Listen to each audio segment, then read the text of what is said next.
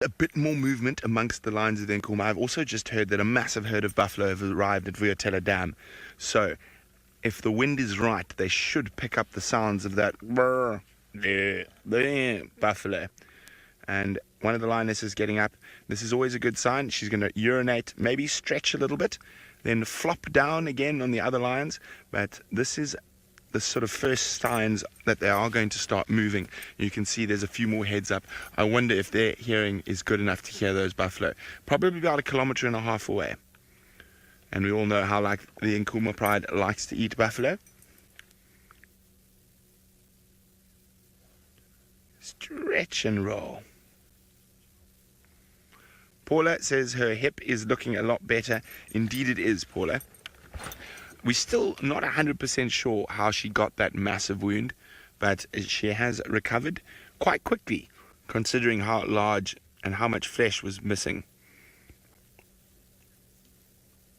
Now, not yet. She's probably going to flop down towards one of the others once she's finished urinating. So lions almost have a ceremony before they get up and go moving. You go have a pee, do your ablutions, have a stretch, flop down for a bit. Then the next one will get up, do the same thing, start grooming each other. Now, the aloe grooming, which happens at this time, is very, very important to reaffirm the bonds within the pride, because we've all seen lions at the dinner table and they will beat the absolute nonsense out of each other to get as much meat as possible. So there's the little Nkuhuma male giving his budding mane a little groom. You can see lots of little movement starting to happen. Now, this does not mean they're going to get up and move right now, but it is the sort of starting of the afternoon ritual. They could even only, what's the time now? I'd say 45 minutes or so, unless they hear those buffalo clearly, is when they're going to get up and start heading on the hunt. Oh, shame.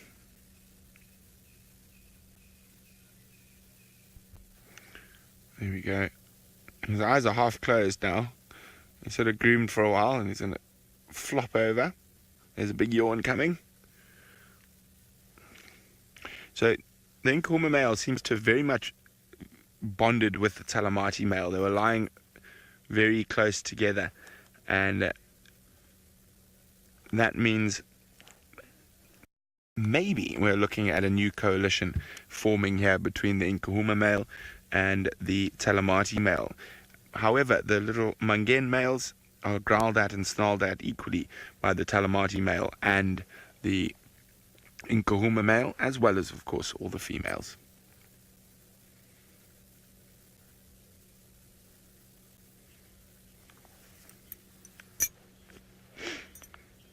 Eddie is wondering, do I think they'll go for the buffalo at the dam, on the dam cam?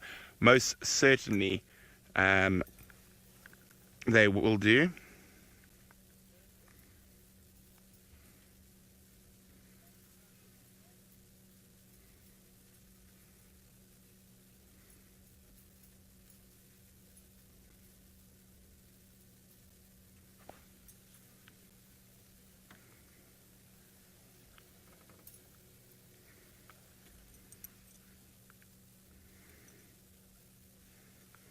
Look at that. So the sun is... Painted Wolf says they're new bros. Indeed they are, Painted Wolf. And you can't help but feel sorry for those mangy Mhangenis.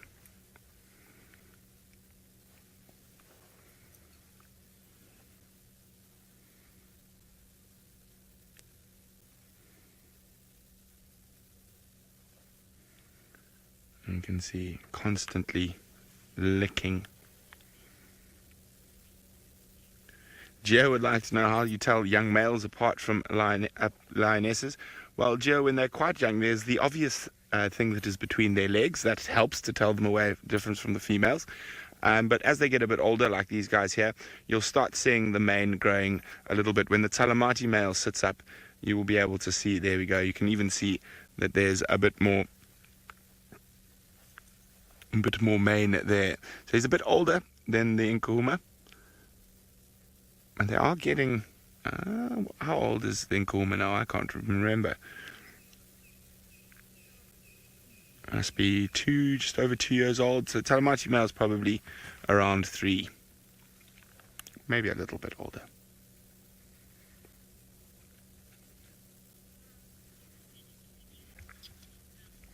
Okay, as I said, there was a report of a spotty cat off to the east of us. Let's go see if Sydney has managed to catch up with him.